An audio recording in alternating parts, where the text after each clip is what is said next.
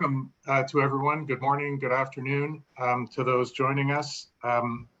We're happy to present jointly with the Business at OECD BIAC Competition Committee and the IBA Antitrust Section this afternoon's webinar on competitive neutrality, competition and enforcement, and competitive neutrality in a political world.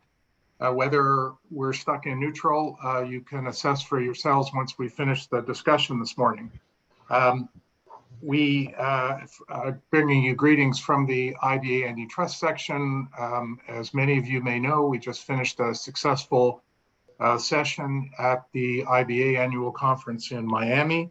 And just to remind you about a couple of our upcoming events, we have a competition law in Africa conference jointly presented by the IBA Antitrust Section, the IBA African Regional Forum, and the Nigerian Federal Competition and Consumer Protection Commission that's scheduled for later this month, November 24th and 25th in Lagos. And we have our mid-year competition conference in Singapore on June 8th and 9th. So putting those dates in your calendar. Turning to today's webinar, my name is Randy Hughes. I'm a partner at Bennett Jones in Toronto and also Competition Authorities Liaison Officer with the IBA Antitrust Committee. We have an excellent lineup of speakers for our discussion this morning, and we'll be talking about competitive neutrality, building on the work of the OECD and particularly its 2001 recommendation on competitive neutrality and related discussions, including the Global Forum last December, which focused on the promotion of competitive neutrality by competition authorities. And I'm sure, as you all know from perusing the OECD material, competitive neutrality is a principle according to which all enterprises, that is entities offering goods or services in a market, are provided a level playing field with respect to a state's, and that refers to all levels of government, a state's ownership, regulation, or activity in the market.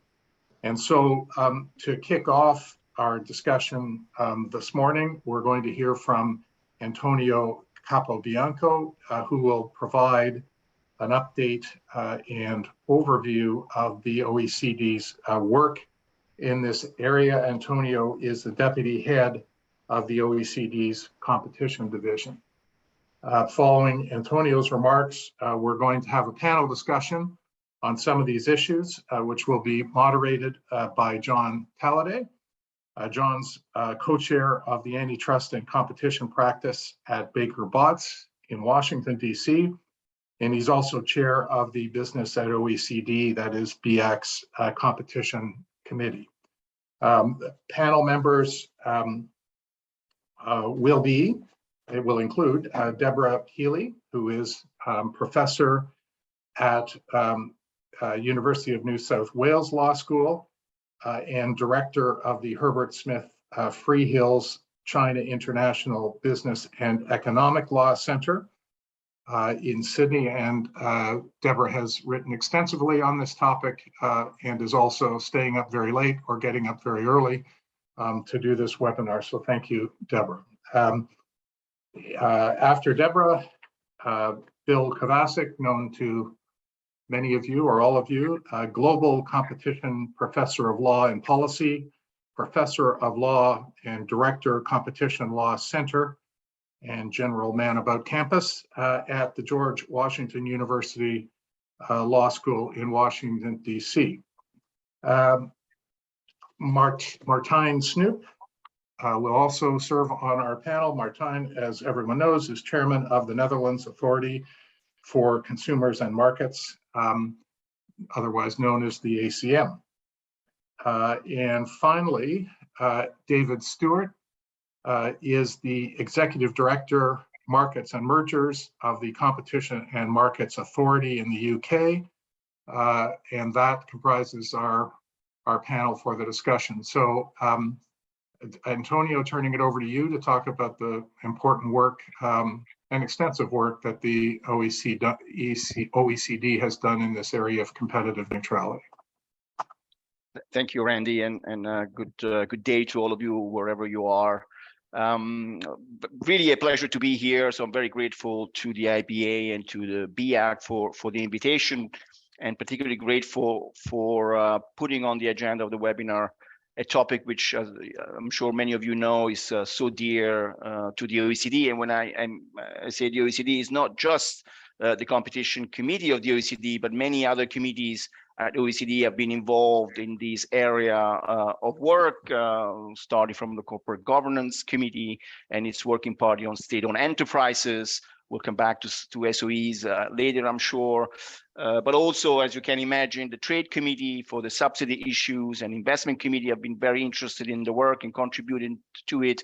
But others have done the same. The recommendation touches on procurement, for example, and we have others at OECD working on public procurement related issues.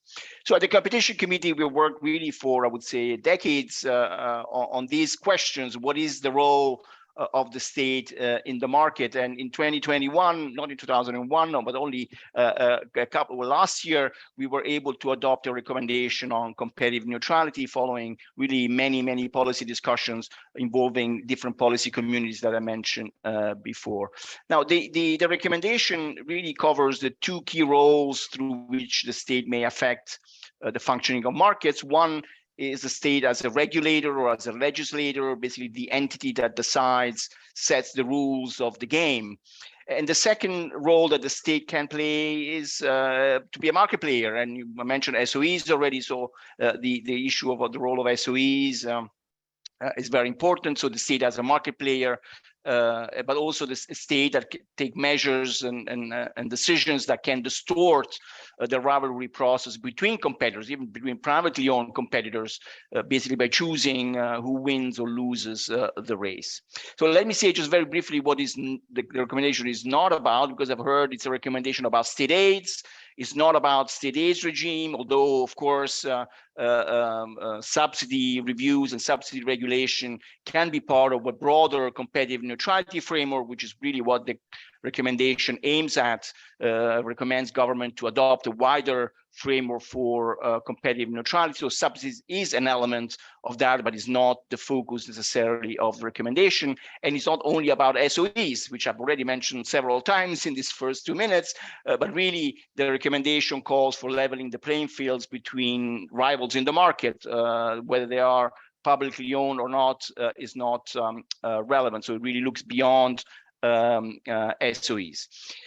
Now, very briefly, just let me give you a sense about the two main elements of recommendation. The first one really deals with the legal framework, and really the recommendation aims at ensuring that the legal framework applicable to markets in which firms and enterprises compete is neutral, does not favor one or the other player in the market, and that competition is not unduly prevented, restricted, or distorted through the regulatory process.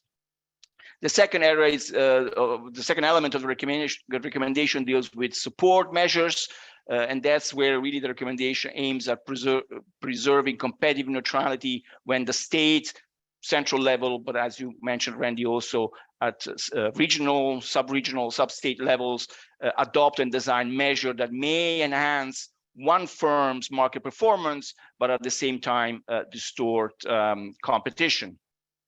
Now, if I look at the hold on, I have lost this. The recommendation, of course, starts with competitive neutrality in the context of the competition law.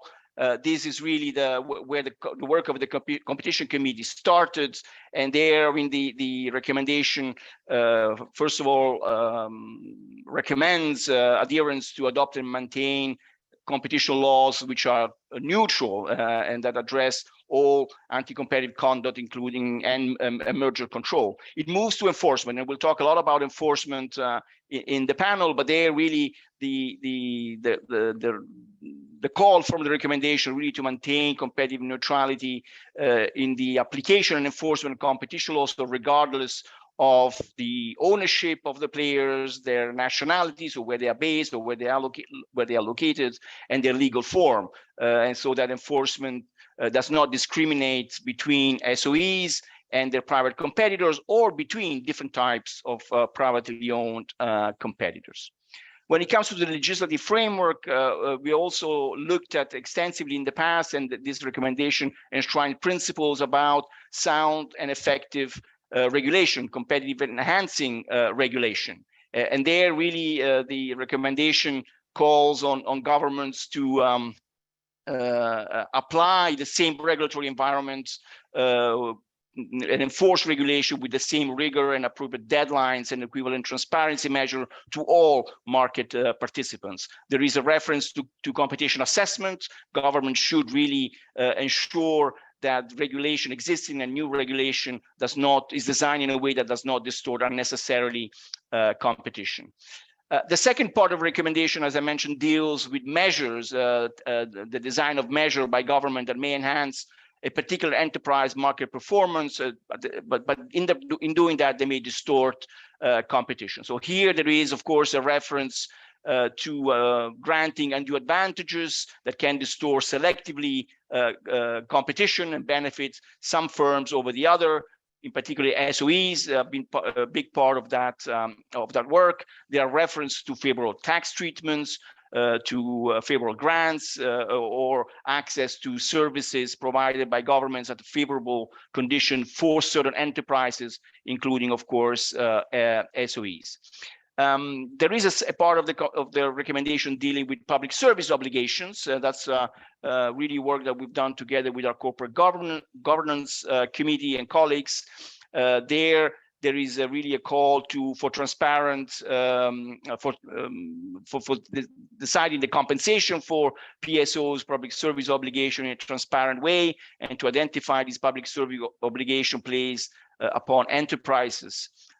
So standard of transparency, account separation, disclosure are the key principles for this in this area.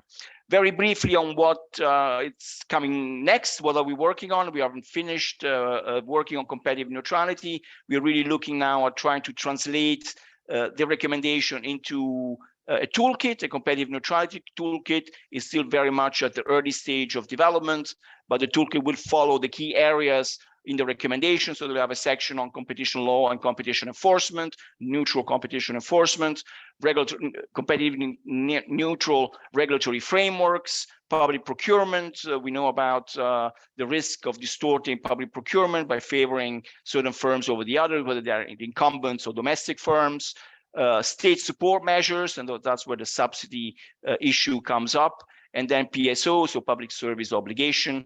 The toolkit will not be prescriptive in nature or in the way it is designed.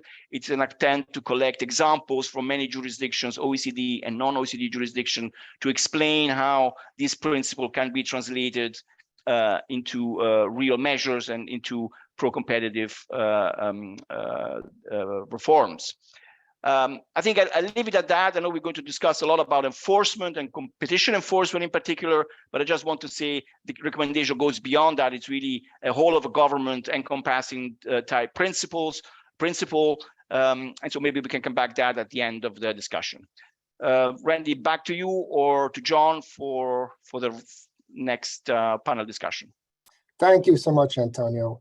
And we will look for your observations at the end. So we'll come back to you to get your feedback, but we're going to have a discussion with our panel. And I'm very excited to get the insights of our panelists, all of whom are really well qualified to help us think about these issues.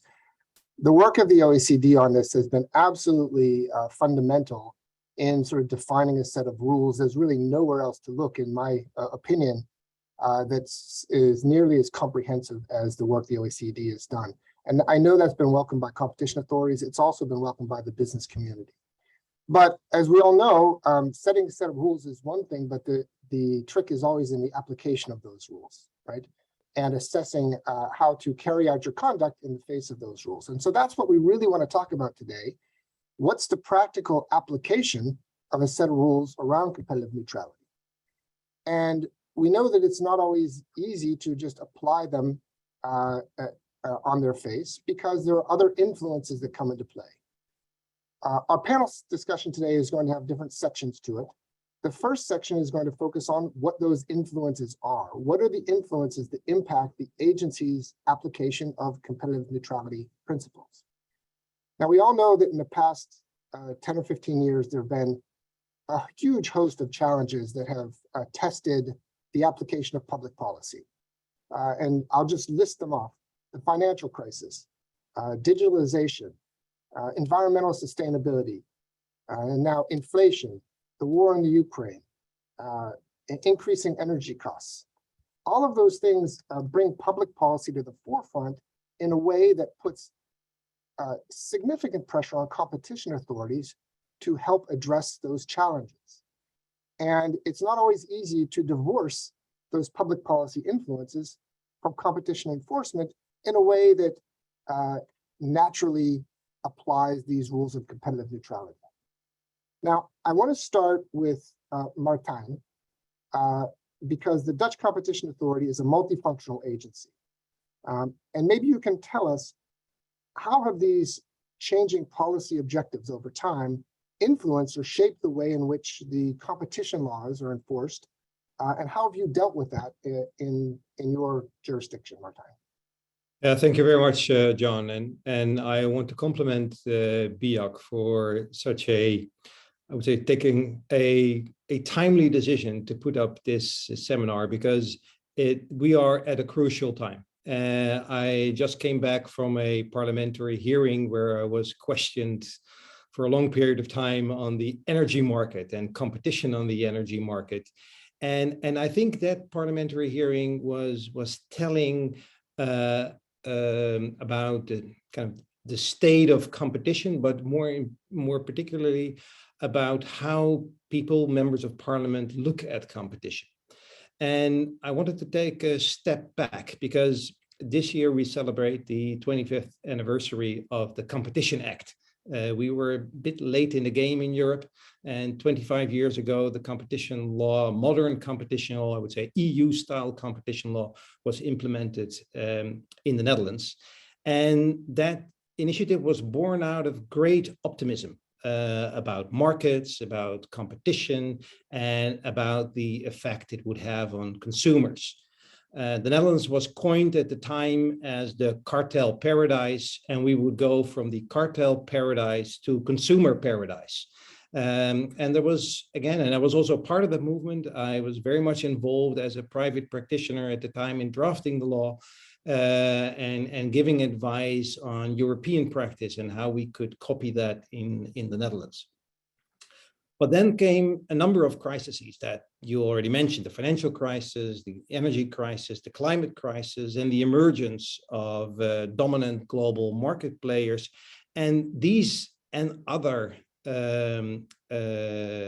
events had a bit of a sobering effect, to say the least, about our belief, the belief of our elected representatives about the population in the Netherlands on the merits of competition. What you see, and also what I saw today in the parliamentary hearing, that the pendulum is swinging back.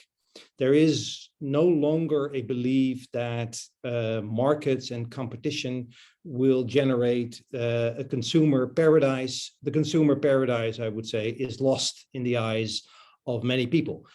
And that's not to say that competition is going to be eliminated, and that there is a longing to go back to, or maybe not even go back, but in a fully state-controlled economy.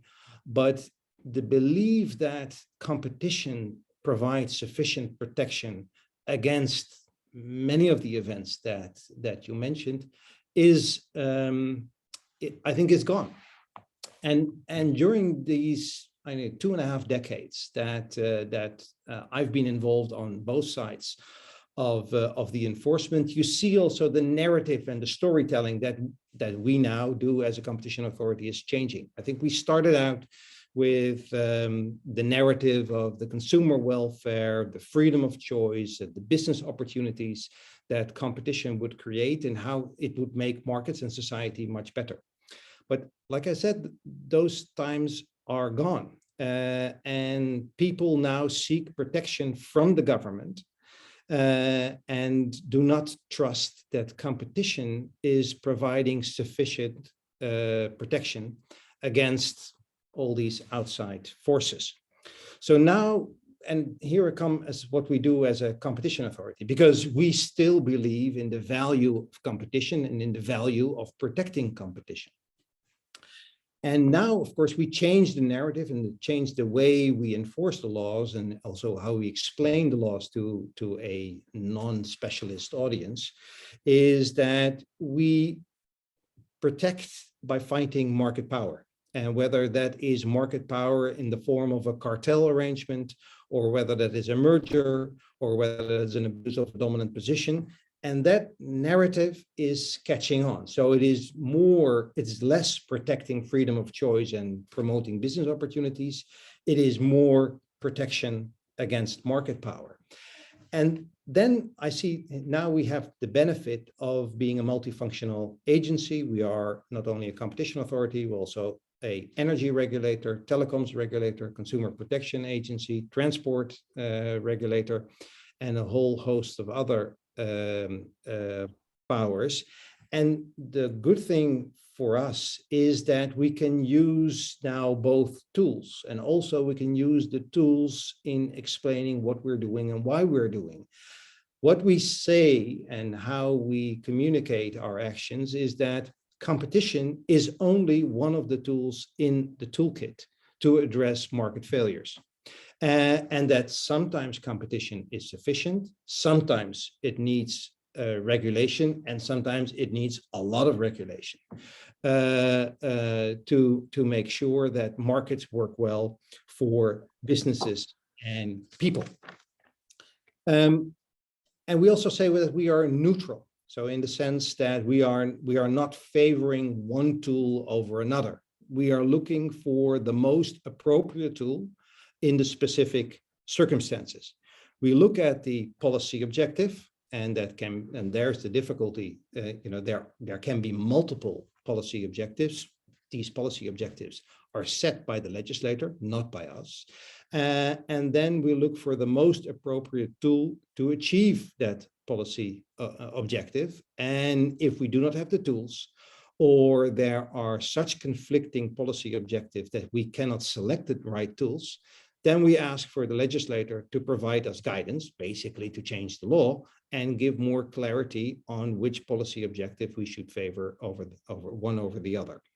So this is the changing context in which we operate. And this is also changing the way we enforce both the competition laws and the regulations that we enforce in the circumstances.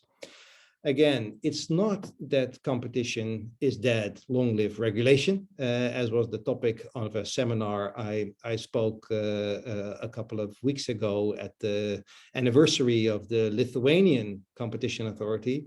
But there is a sobering outlook view on the benefits competition is going to bring. And it is for us, the competition authorities and the regulators, to provide and to convince the public that competition and competition law enforcement provide, combined with the regulation, the right tools to address the legitimate concerns of the people and the businesses.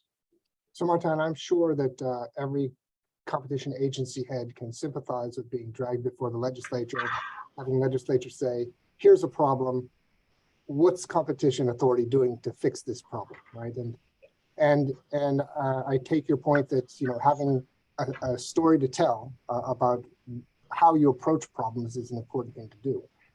It does involve and entail thinking about how you apply the competition laws in the light of those pressures. And David, maybe you can share with us from the CMA's perspective, from your experience, how that's played out and whether you see a different landscape than Martin's facing in the Netherlands.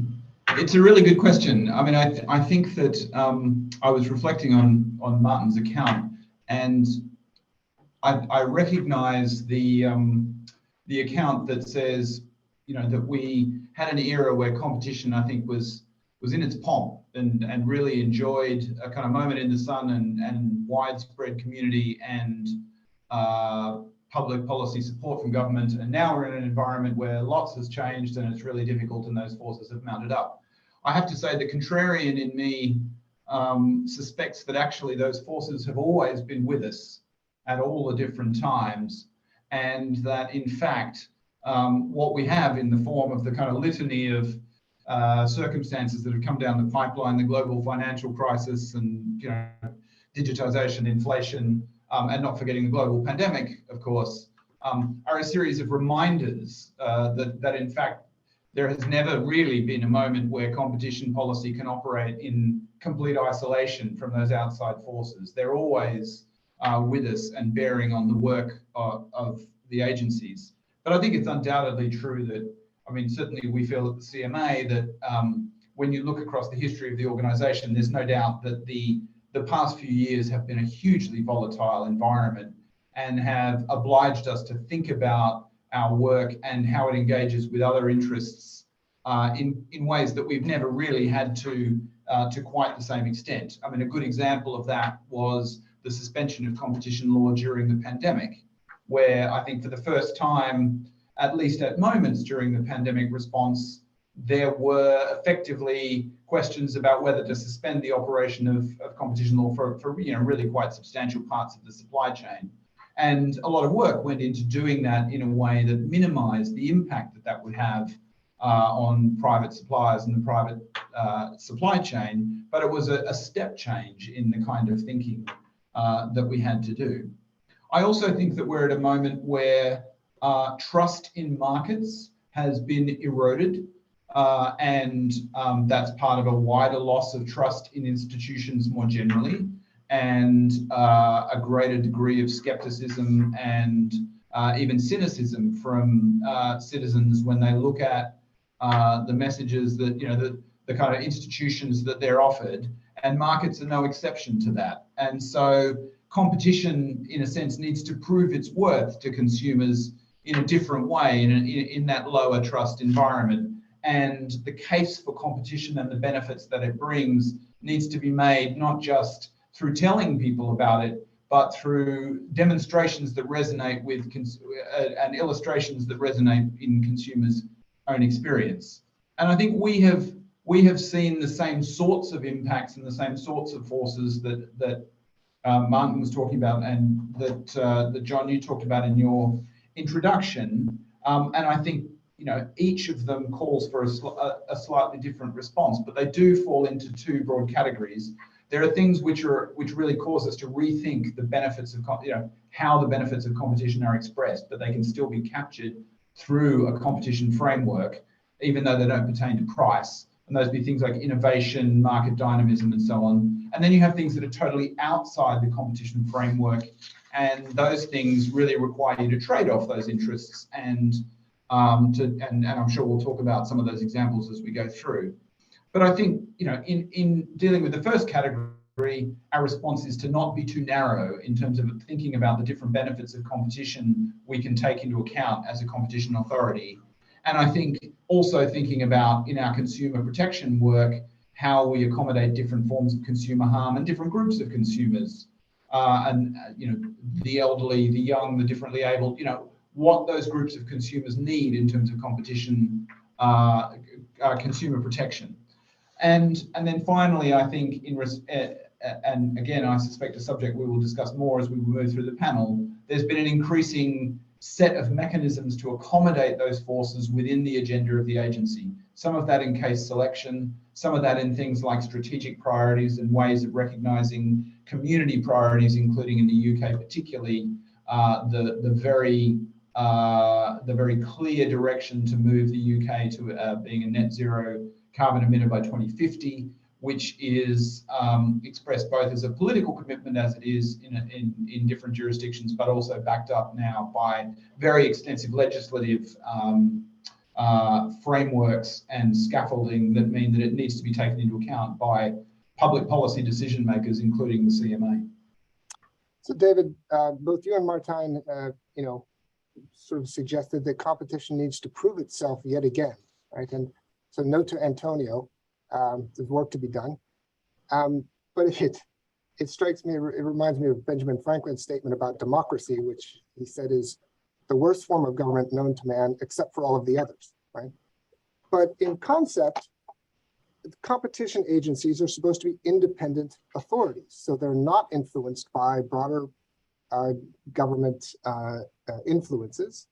And in concept, the legislatures are supposed to decide the policy objectives and execute on those policy objectives.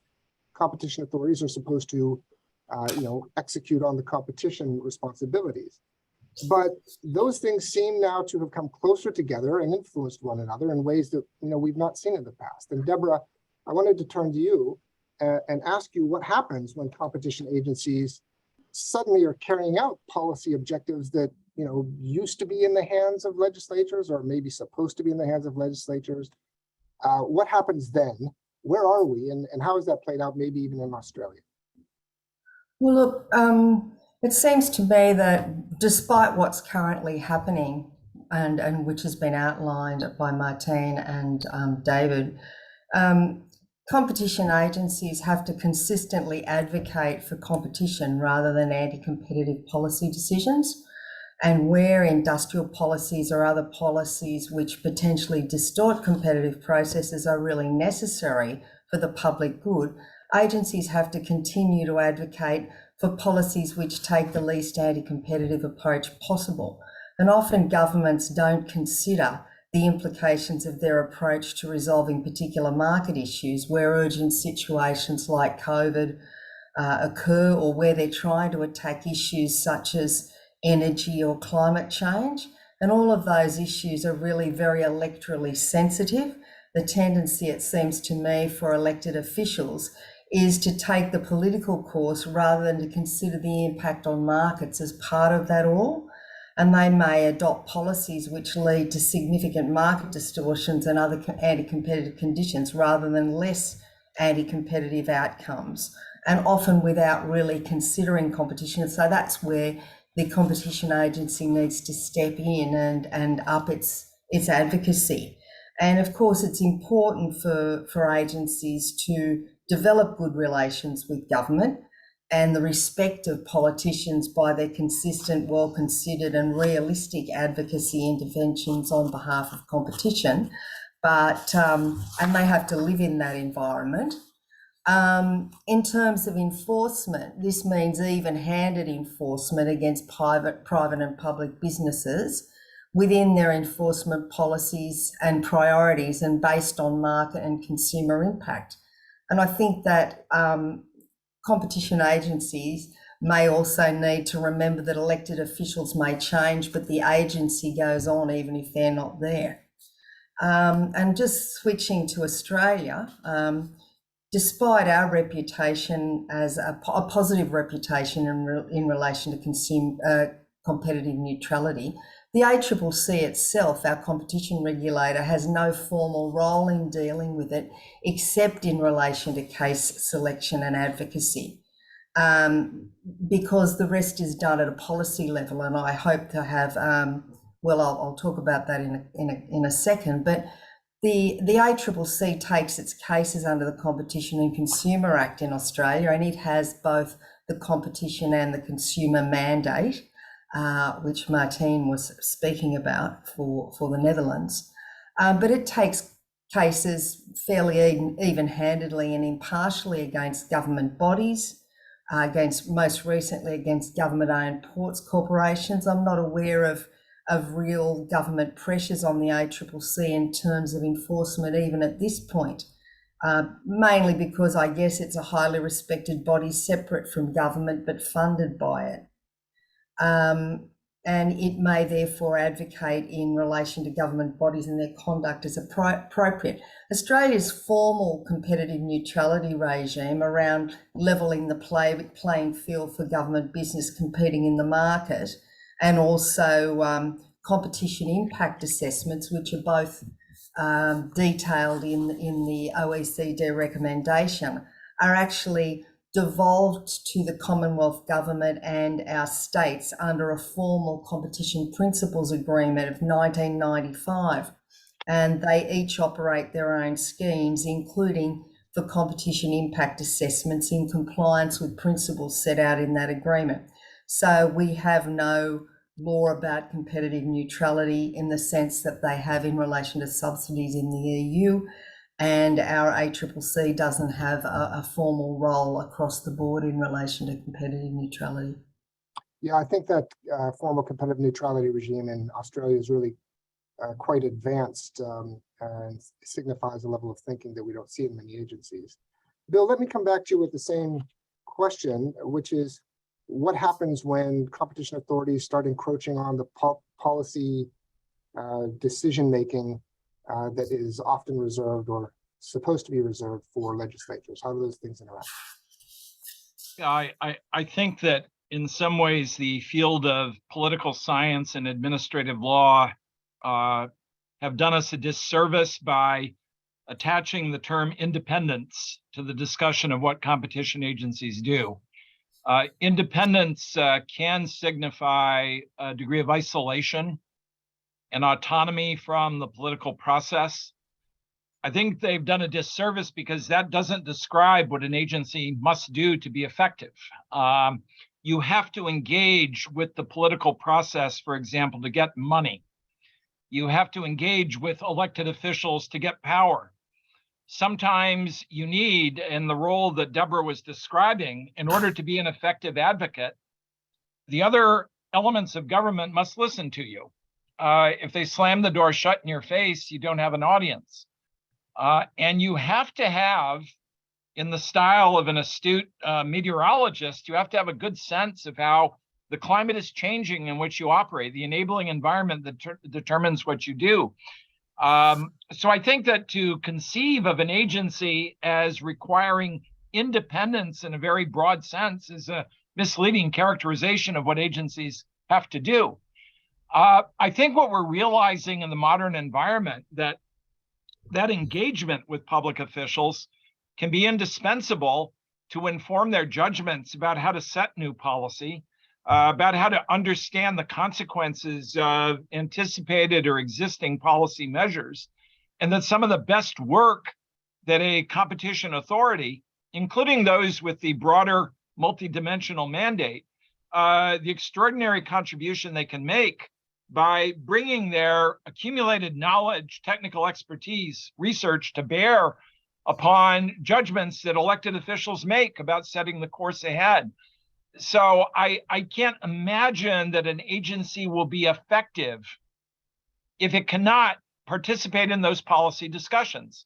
I suppose part of what's happening is I think agencies over time recognize that dimension of their work more explicitly, and to understand the importance of consciously setting a strategy that identifies how they can best engage with the political process, to make wise judgments about how to interact and where to back off. I think a reason that many agencies accept and retreat into the vocabulary of independence is the sense that if you anchor your program in your technical knowledge, and law enforcement in particular, you create a buffer against unwanted forms of intervention. But that comes at the cost of understanding of how you must engage in different respects. So I think a wise agency today is more proficient in acknowledging the changes in the larger environment that determine how it's going to act, wiser about how to choose strategies that enable it to intervene effectively, and to be aware of the side effects of that intervention. John, I think your underlying question, are there risks associated with the deeper engagement?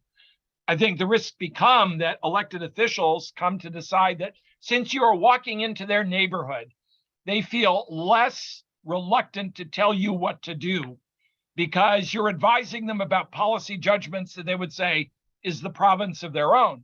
So the hard, shrewd element of strategy is to decide how to offer your advice and guidance in ways that do inform decisions in a better way, but to preserve autonomy in one crucial respect.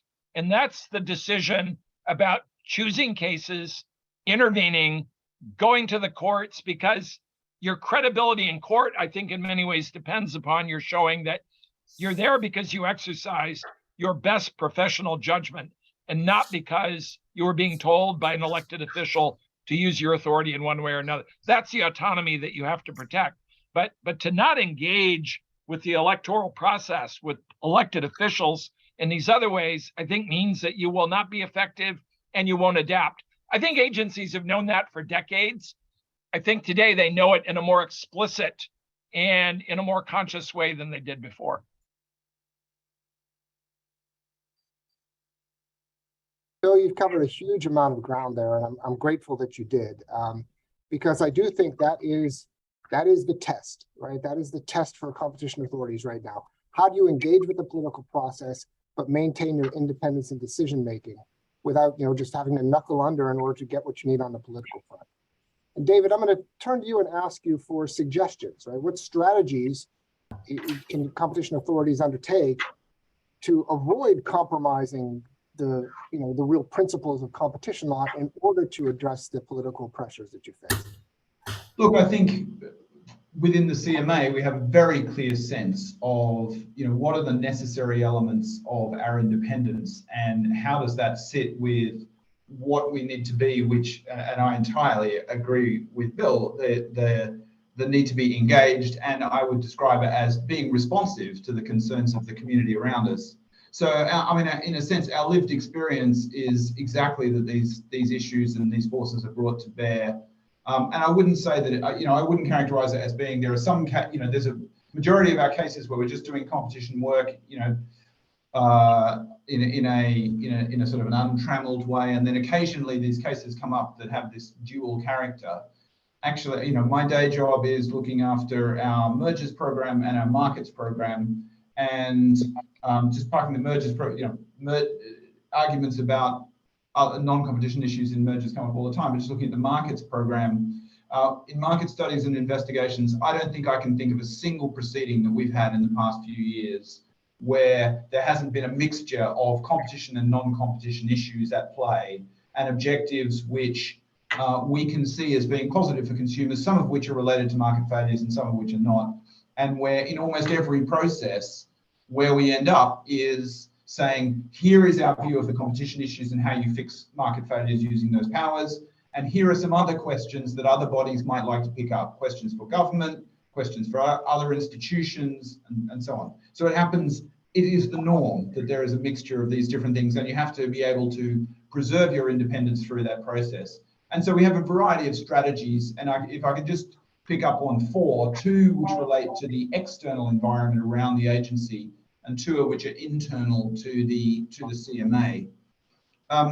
Two external strategies. The first one, and perhaps the most important, is to ask for and we have been able to secure, I think, a norm of transparency in relation to particularly government policy as it impacts on the work of the competition agency and indeed the economic regulators who operate in a very similar way. So in the UK, the practice is, and the jargon is, a strategic steer. And all that means is that when government wants an agency to take into account government policy, rather than communicating that in an informal way, they write it down. They develop it in a transparent and consultative way. They publish it for comment, and having settled on a form of it, they give it to us to take into account. And when we take it into account, we do so in a transparent way in our decisions. And that provides a gateway for those government and community concerns to be taken on board, whilst enabling the machinery of administrative law to allow us to kind of ensure that that happens in a way that can be disentangled from the work that we do to address market failure.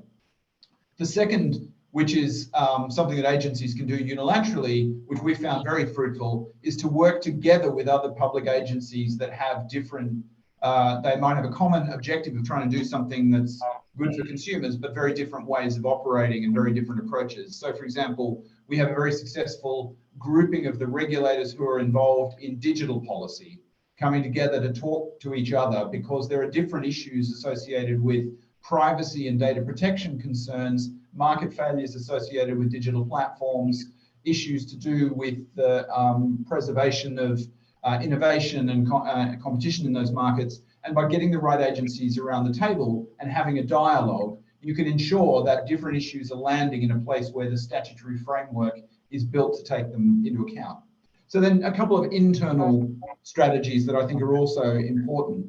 And they're quite simple. I mean, one is always just to be clear about the different interests and objectives that we're talking about. So in the kind of market proceedings, particularly that I was describing before, it's not enough just to identify what's good for consumers. It's necessary to think about which are those outcomes which are affected by specific identified market failures and which are affected by other impacts that we are under pressure to take into account in our work. So we're doing, for example, a market study at the moment looking at music streaming and the music industry. And there are trade-offs and there are very interesting issues there about how that market works and all that good stuff that we all know about how you analyze those markets through from music creators all the way through to digital platforms distributing streaming services. But there's also a balance that is struck through intellectual property law, the social contract that rewards creators for their work. And that's not a competition issue, and it's not one that's amenable to our powers.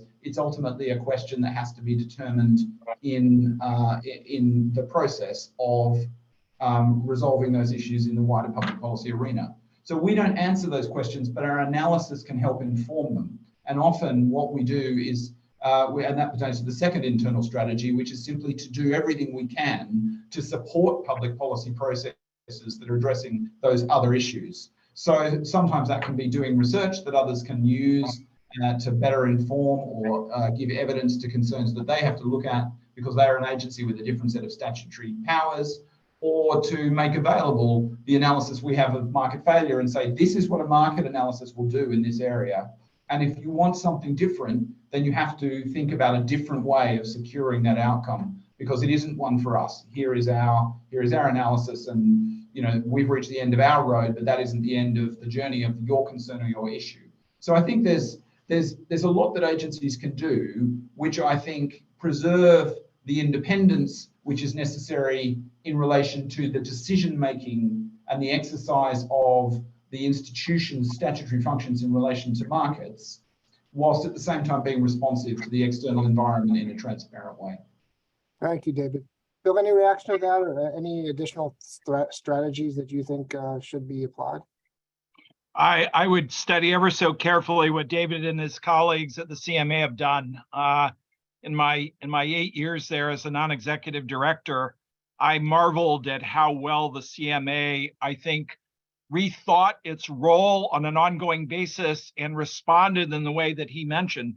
I just emphasize a couple of highlights. I think that one way that you build the reputation for good policy advice is to have a research agenda that gives you facts, enables you to understand industry developments and bring them to bear on current policy discussions. That body of expertise and reflection on past experiences, I think, indispensable in having a credible voice. I also see enormous value in collaboration with other agencies. Martine, I think about the valuable interaction between the CMA and the ASEM. The extent to which there's been an ongoing discussion about current issues and problems, and the ongoing relationship and collaboration with the ACCC, with the US agencies, with New Zealand, just to pick a few. I think that process of discussing the response to the modern environment is enormously valuable because it promotes learning across the institutions. And I think in a smaller group, in smaller discussions, the discussion can be honest and candid. You can't have this conversation in a big room with a large audience. You need a small group that will talk in an intimate way about the specific issues being addressed and potential policy responses and the experiments, successful or less successful, that are being used to address these functions. I think it becomes a cliche after a while to talk about the importance of cooperation. And I fear that I'll be struck by lightning by using the cliche again. But I think that this is an instance in which the deep collaboration across agencies that focuses not just on how do we review this merger, but on the broader issues of how do we respond to these external shocks to our system How do we evolve our program? How do you engage in an effective way with elected leaders to do as Martin Teen was suggesting, that is in some instances say, this is as far as we can do. This is what we do well. This is what we cannot do. We need your guidance about how to go further. And the enormously useful practice that David referred to, which is explaining what you're doing to the larger public. This is how we see our role. If you have a different view about what we should be doing, we're listening, but this is what we mean to do. This is how we are doing it.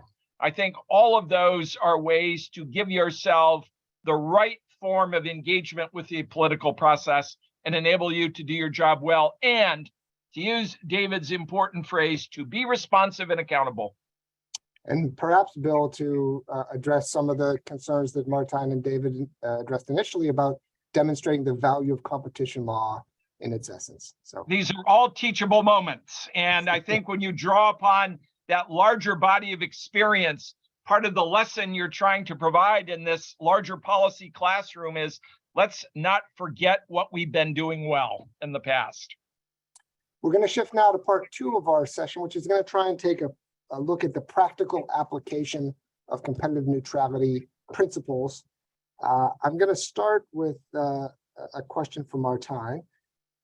So we talked now about how we know that non-competition issues come into play and that policy priorities come into play. But is it legitimate to allow these priorities or policy concerns to influence case selection, which cases you select for enforcement? And you need to do that to demonstrate to the policymakers that you're being responsive. Yeah, thank you, John. I'd love to continue to talk about the first topic. I have many things to say, but we have to switch. I understand. But first, I think it's important to get clear what we all mean with non-competition or non-economic concerns. And I think because sometimes there is a bit of misunderstanding and things get lost in translation. We see ourselves as analysts of the competitive process, analysts of markets. And when we look at markets, we look what are the parameters of competition, on which elements do companies compete? Obviously, price, quality, innovation, but it's also possible that companies compete on privacy, on sustainability, on security of supply, on other issues. And therefore, I would not immediately put those issues immediately into the box of the non-economic or non-competition concerns. They are, in my opinion, competition concerns that should be taken on board by the competition authority as long as they are part of the competitive process. So that's maybe one point. Second point is, if we, there are obviously truly non-competition concerns, parameters, that are not part of the competitive process, and policy objectives that fall outside the toolbox of the competition authorities. And therefore, we have to treat carefully as independent agencies within the context described by Bill, not being independent, but not in an ivory tower, and see what we can take on board. And we see there are the power to prioritize is a discretionary power by the competition authorities. Deliberately, the legislator gave us a discretionary power to prioritize certain cases over others. And it's widely recognized that we have more work to do than we can handle, so we need to prioritize. And we take this seriously. And what we do, like the CMA is doing as well, is we set each year our agenda for the upcoming year. And sometimes we have an agenda that lasts for a couple of years, and we make transparent to the public what our areas of priority are. And that means a focus on case selection and focus on market studies and other areas where we have a wider discretion. And I think that is a prerequisite for an independent agency, is that you are transparent about your prioritization beforehand and afterwards. Because also afterwards, in our annual report, we report to the public what we did with our agenda that we set at the beginning of the year, how we prioritized, and which cases we prioritized over others. Second area where non-competition concerns come into play is in our own laws, and that varies from country to country. There is a statutory exemption to the cartel prohibition. It's 101 paragraph 3 allows, not allows the competition authority, but basically says that if there are agreements with anti-competitive effects that nevertheless have positive effects on the economy, then those agreements are exempted from the cartel prohibition. This exemption has been narrowly interpreted for the last 10, 15 years by the European Commission and by some other national competition authorities in Europe. But that was also a policy decision by the competition authorities. The law is wide. If you look at the earlier case law of the courts, and if you look at the practice of the European Commission prior to the modernization package, they were taking on board all sorts of public policy objectives into this cartel exemption. So I think in the context, and we've talked about this a lot on many conferences, and I will only briefly tip it, is the area whether you can take positive effects on sustainability into account in assessing whether the benefits of a certain anti-competitive agreement outweigh the anti-competitive harms. And this is an area where I think competition authorities have a role to play. Because basically we need to apply the law as it was intended by the legislator, and the legislator at the time decided that in this specific area of anti-competitive agreement, an exemption should be made for agreements that had anti-competitive effects, but nevertheless positive effects on the economy. And this is not strange. I mean, I was recently on a panel with my colleagues from the ACCC, and they also have Deborah, forgive me if I mispronounce it, but a public interest test into their cartel prohibition, and there's a different name for it, but I forgot it. But so the fact that sometimes competition authorities or the law itself can take on board non-competition policy objectives or non-competition benefits in assessing anti-competitive agreements is not strange. And second, it is important that they do so, because it allows us competition authorities to explain to the people what we are doing. And I want to give you a small quote for something that had a profound effect on how I look at these issues. I joined the agency in September 2018. And in November 2018, there was for me personally, a very important article in The Economist, not known for his most leftist views on the economy, but I think if The Economist is writing this in an important article, and I'll quote it: "When you come into contact with the competition establishment in the rich world, regulators, academics, lawyers, the cruelest comparison is with financial watchdogs before the 2008-09 crash." And here it comes. "They are the proud custodians of an internally logical set of rules developed over years that do not seem to producing good results and cannot easily be communicated to anyone outside the priesthood." I think if The Economist writes about us, the competition community, then I think we need to take this seriously. And we need, like you said, John, we need to protect competition by also acknowledging and taking on board kind of non-traditional competition concerns as far as the legislator allows us to do that, because those are the boundaries that are set, but we have to take that task seriously. So, Martijn, thank you. David, I'll come back to you, but I'm going to skip to the next question because this to me is the most important question surrounding these issues. If it's okay for competition authorities to take these non-competition objectives into consideration in deciding which cases to bring, which cases not to bring, how is it possible for the outside world to discern whether that's a legitimate exercise of discretion in case selection, or whether, on the other hand, it's an abuse of principles of competitive neutrality? I once had a competition agency head, very well known, come to me, and I was asking him about a case they brought, which seemed curious to me. It wasn't a client.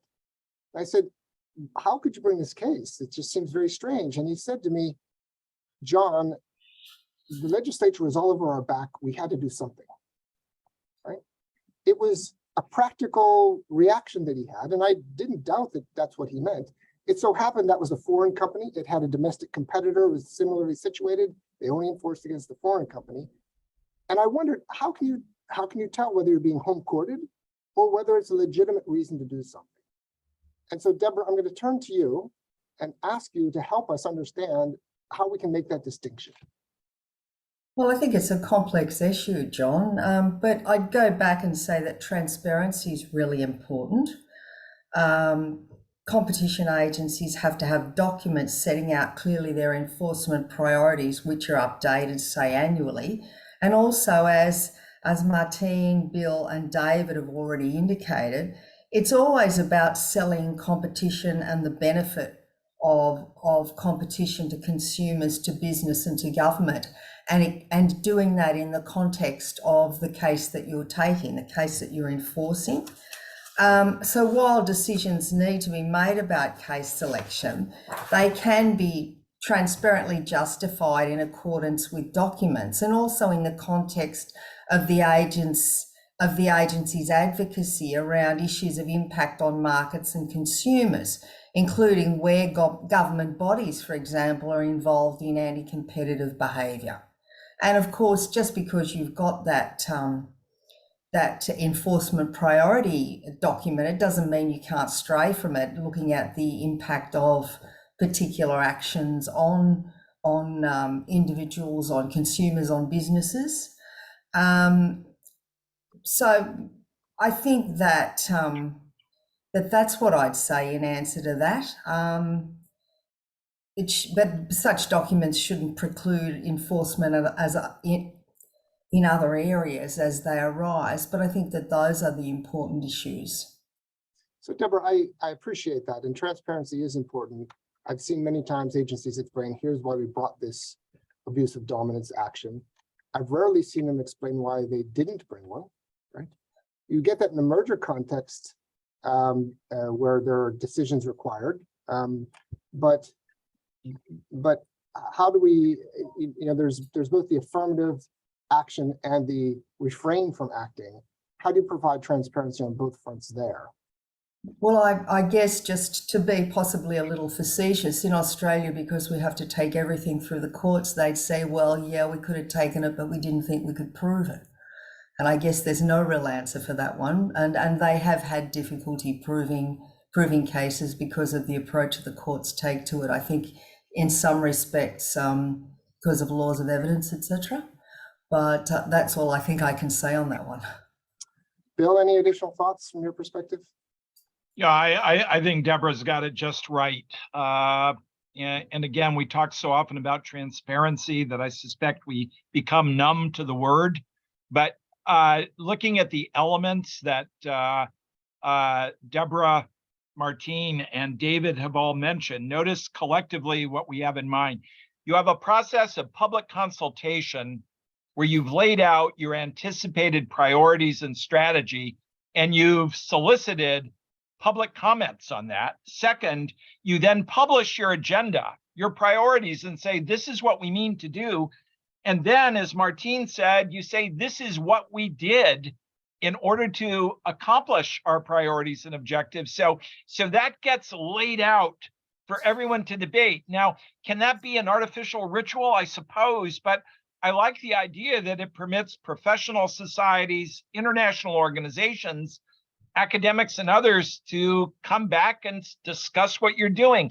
I do believe at some point, if you are forced to articulate those aims, if you're doing transparently ludicrous things, it becomes obvious to outsiders and you have to rethink. So I think that's valuable. I guess and you can see why agencies are nervous about doing it.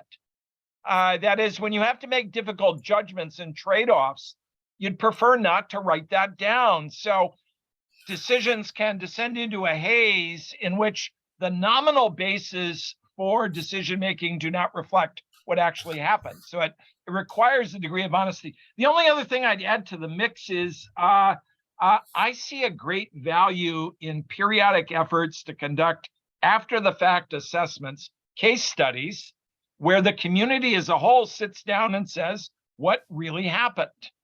And are we happy about what happened? And it doesn't have to be coming back after a long period of time. I think you can come back more in a shorter period of time. But to come back and ask when people are perhaps more willing to discuss things or able to discuss things, what took place here? What were the currents in the background that shaped decision-making? I think part of that will reveal is that there have been instances in which agencies have very skillfully deflected pressure that would have been destructive given the core goals of pro-competition policy we're talking about.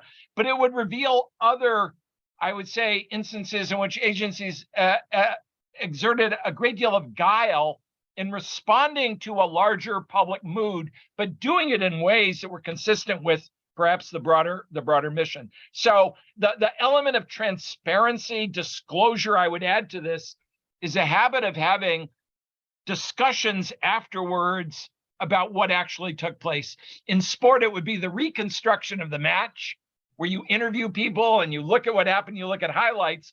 But I think in our field, it would be assembling some of the decision makers and saying, let's talk again about what took place so that we can learn how to do it better in the future. So the post-game show, I think.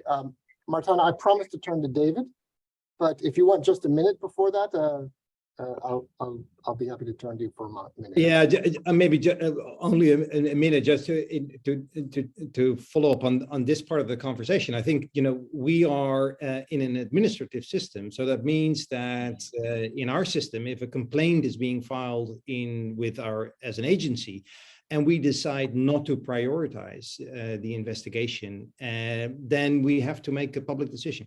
And that decision can also be appealed and is being appealed in the courts.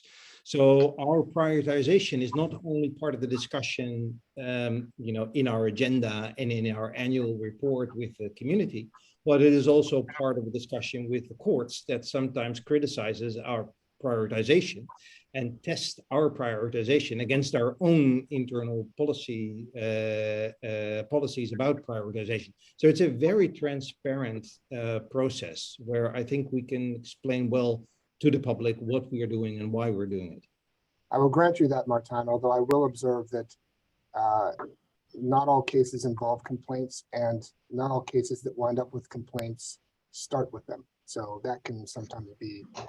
That's undoubtedly true. I mean, I think case selection is particularly well suited to being an on-ramp for non-competition concerns that are prevalent in the community and providing a safety valve for that kind of responsiveness that we're talking about before. Because case selection, if I can put it this way slightly provocatively, is sort of discriminatory by design, right? If you get a speeding ticket, it's no excuse that other people were driving faster. The question is, were you speeding? And so case selection can be, as its name implies, selective. And certainly at the CMA, we have used that to ensure that case selection is focused on strategic priorities that include areas like environmental policy, which are outside the competition framework. I mean, I take Martine's point about companies can compete on sustainability. They absolutely can. I think our attitude is where there is the use of markets to secure those wider objectives, the CMA, a competition authority, can have a role in making sure that those markets are working well.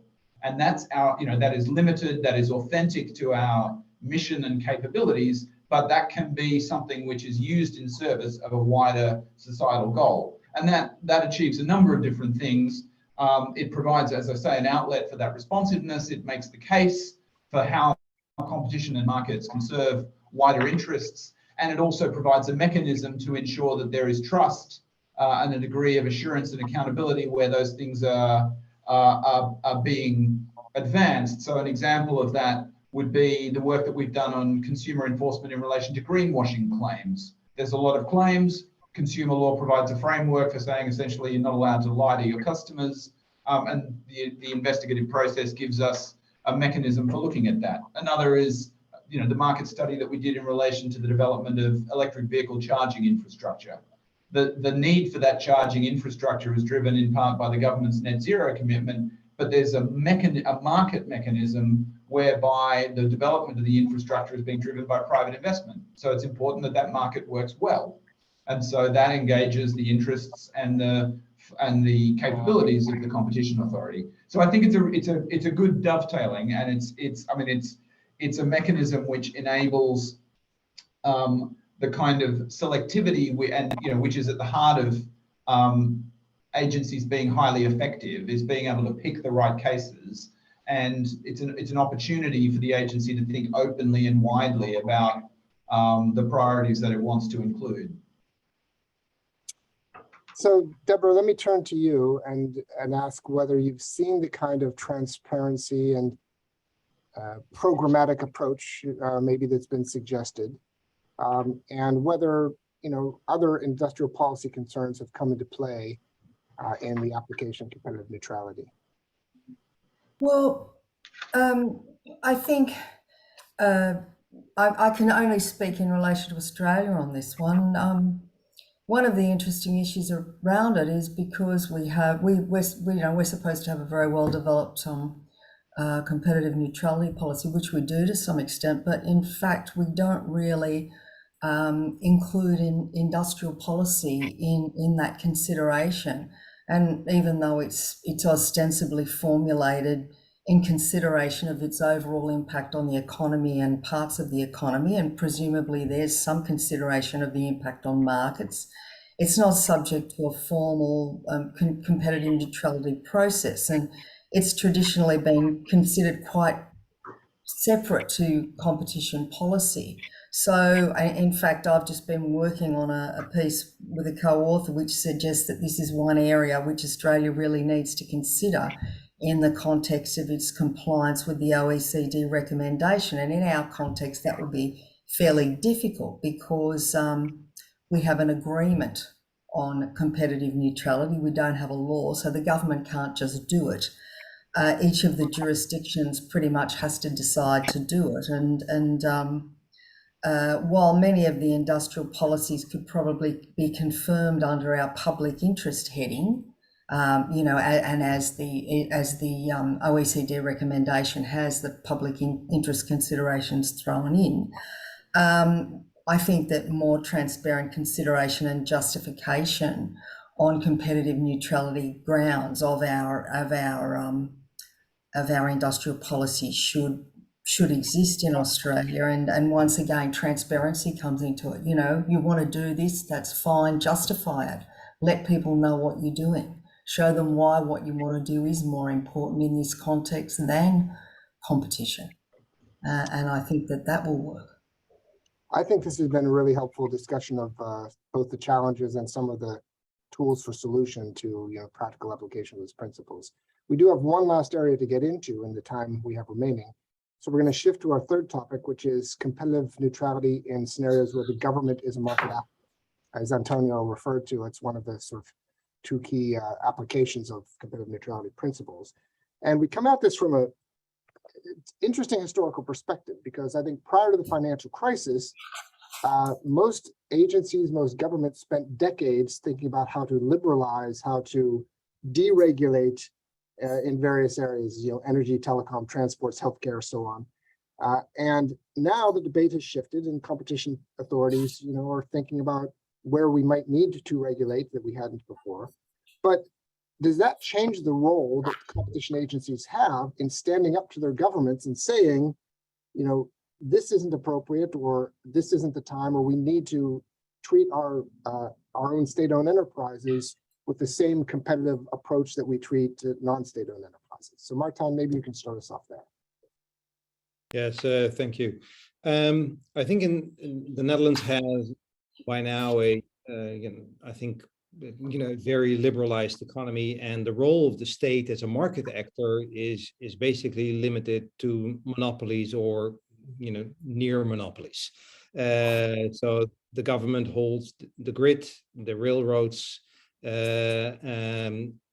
on the trains, on the tracks. There is competition, but the tracks are in the hands of the government. The airports, the seaports, those are all government owned.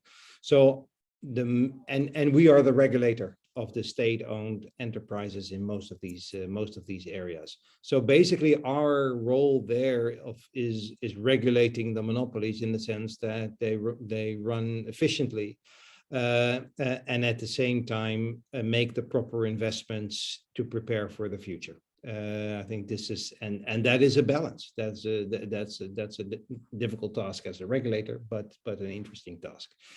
What you see now is that there is a stronger call, stronger than ever, I would say, for the government to step back into areas where it retreated. For example, in energy, there's still a minority in parliament, but it's a significant minority in parliament that says, maybe we should go back into energy supply.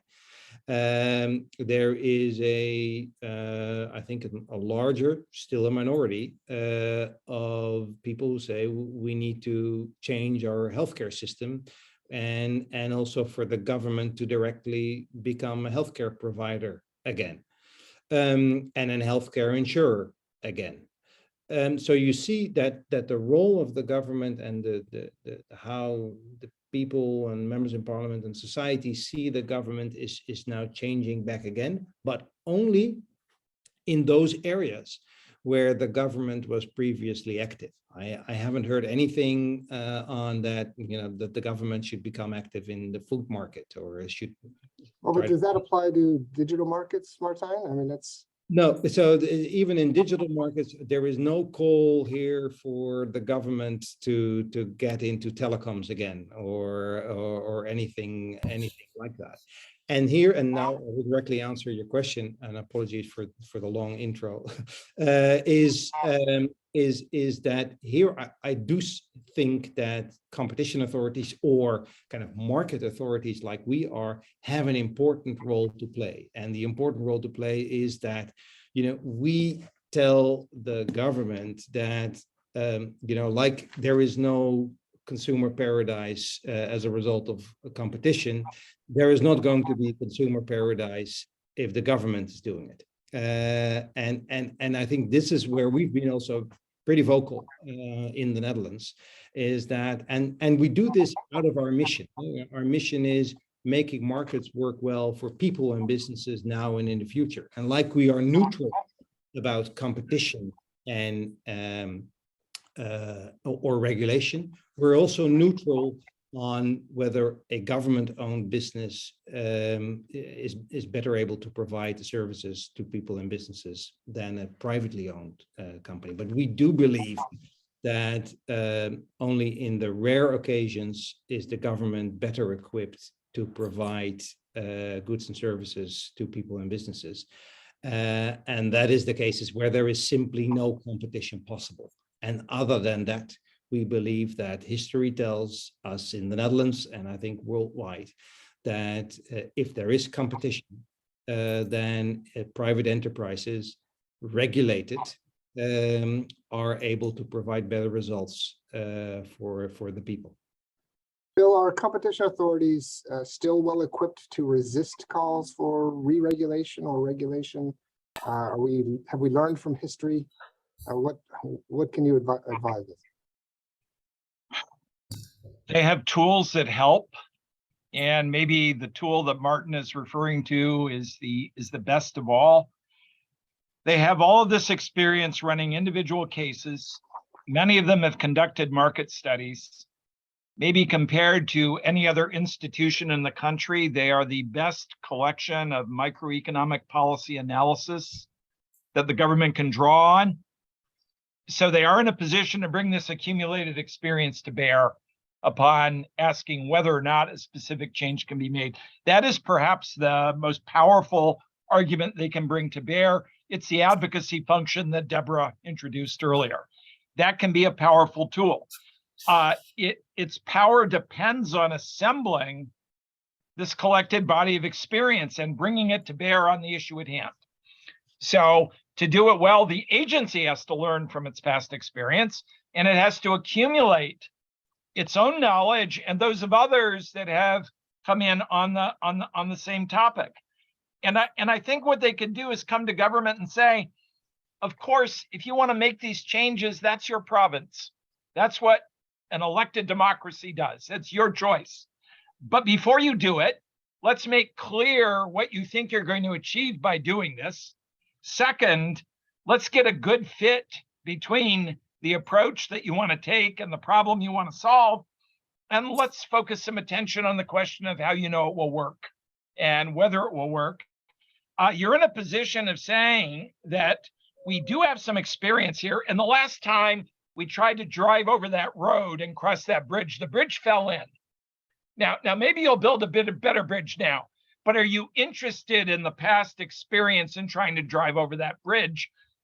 In thinking about policy adjustments, please don't forget what we have learned before.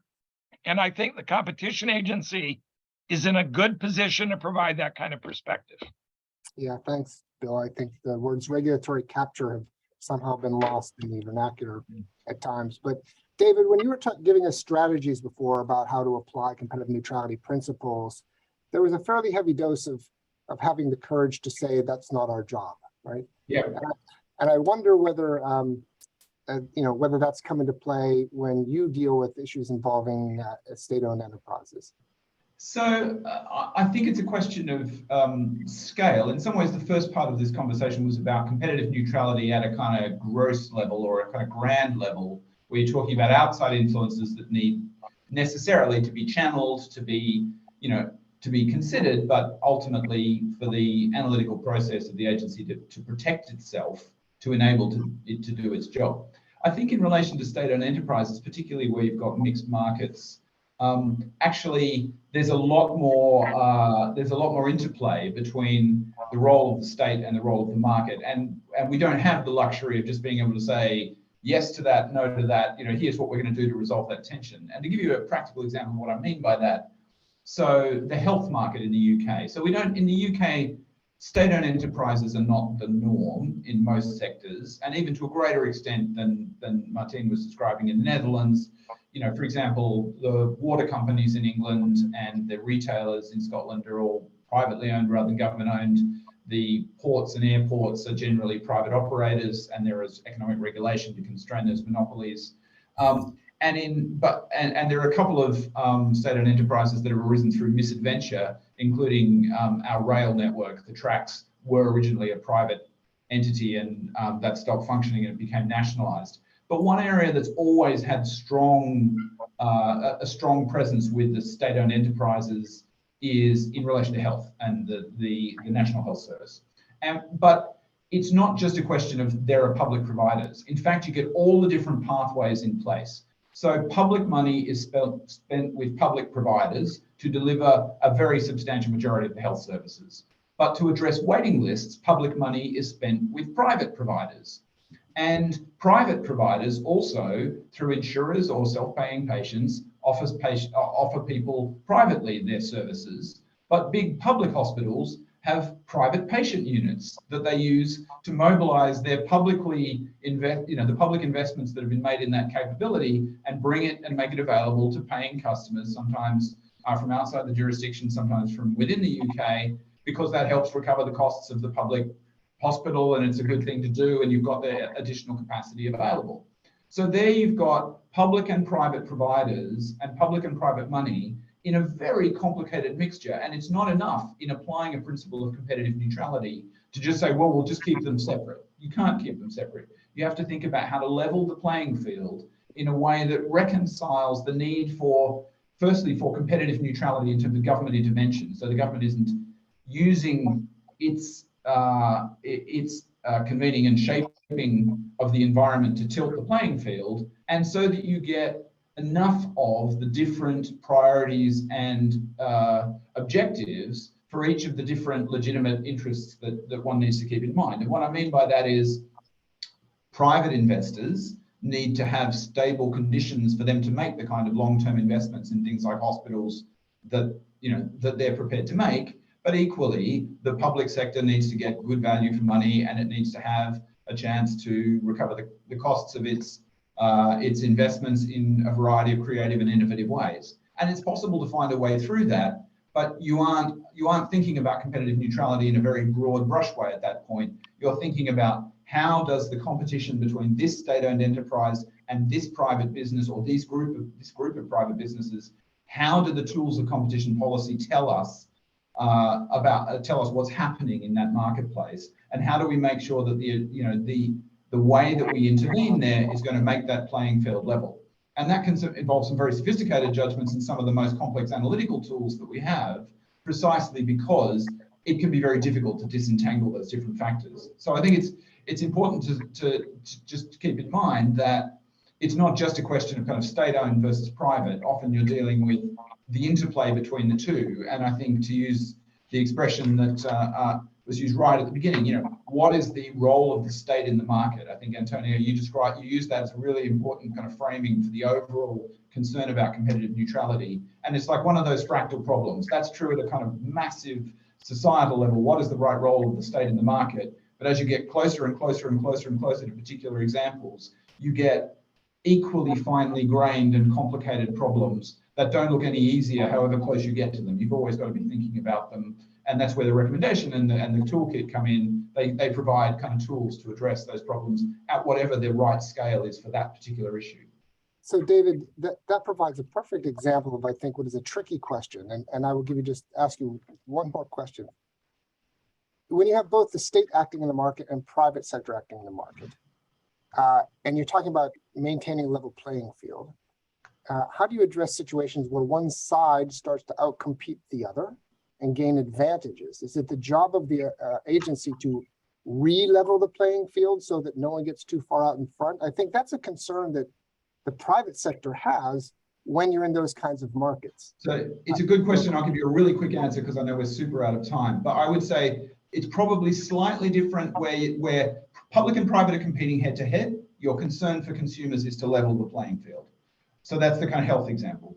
In the rail example, where one bit of the supply chain is public, and then you've got private competition at a different part of the supply chain, you may have a slightly different set of concerns, and their efficiency versus leveling the playing field, you might have a slightly different balance because you're concerned to constrain the monopoly, but to provide non-discrimination downstream. And there you may have a slightly different set of concerns about stability of investment and so on. But where it's head-to-head competition, I think the concern has to be that the big benefits from that are likely to come from a level playing field, because that's when you'll get scope for innovation on both sides of the public and private side of the market. And the levelness of the playing field is really instrumental in ensuring those benefits. Whereas when it's a conventional market that just happens to be a customer of a public monopoly, then what you're really concerned to do is just quarantine the bits that are a monopoly from the bits that compete. David, thank you. I think that's a question. It's a very interesting response, and I think one that bears more examination. Just before we turn to Antonio, and I will give you 5 minutes, even though we're slightly over, two things. First of all, Deborah, it's 3:30 in the morning. It's miraculous that you're still with us, but I want to give you sort of a final word on this topic, on state-owned enterprises and how competitive neutrality principles are applied there. And then if someone has a burning desire to intervene for one more minute before Antonio will have a chance to do that. But I'm not going to turn to everyone. So Deborah, let me turn to you first. Look, I'll just speak briefly, thank you. I suppose what I should raise here is that, and to focus on what Australia does. You know, we've got a very well developed and lauded system in relation to levelling the playing field with state-owned enterprises, but there are gaps and unsatisfactory elements to it. It's under that competition principles agreement I spoke about. It's a little fragmented, and generally speaking, there's no redress for those who are injured by the conduct. There's no compulsion on a government concern to do anything after an investigation or complaints made. It's referred to the minister who owns the state-owned enterprise to do something, and he may or may not do anything. There's a lack of clarity around issues like proposed rate of return in the context of new government businesses. And so all of those problems exist in a system that's been around for 30 years. And change is very difficult because, as I said, it's done under an agreement. The last time we tried to change the agreement, only 3 of the participants agreed. So some of the participants are under the original agreement and some have got more advanced responsibilities. So it's not simple. We're doing a couple of reviews at the moment, but I don't know where they'll end up. So that's just a bit of background on the system that's supposed to be working. It works to some extent, but it's not problem-free. Thank you, Deborah. So would anyone like a last comment before we turn to Antonio? So Antonio, why don't you give us your observations for a few minutes and then we'll close out. Thank you, John. And I certainly don't need 5 minutes. I just wanted to make one point. And first of all, wanted to thank all of you for a very, very rich discussion.